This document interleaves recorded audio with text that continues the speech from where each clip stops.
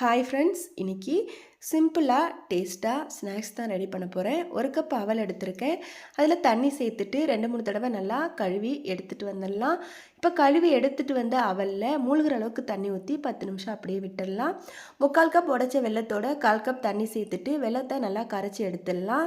பேனில் 2 டீஸ்பூன் நெய் சேர்த்துட்டு நெய் நல்லா சூடான பிறகு 4-5 முந்திரியை நாளாக உடச்சி சேர்த்து பொன்னிறமாக வறுத்துக்கணும். கூடவே 1/2 கப் தேங்காய் துருவலையும் சேர்த்து நல்லா வதக்கி விட்டுட்டு நம்ம ஊற வச்சுருந்த அவலை தண்ணியை சுத்தமாக வடிச்சிட்டு இந்த தேங்காய் துருவல் முந்திரி கூடவே சேர்த்து ஒரு தடவை நல்லா கலந்து விட்டுட்டு கரைச்சி வச்சுருந்த வெள்ளைக்கரைசலை வடிகட்டி சேர்த்து நல்லா கலந்து விடணும்.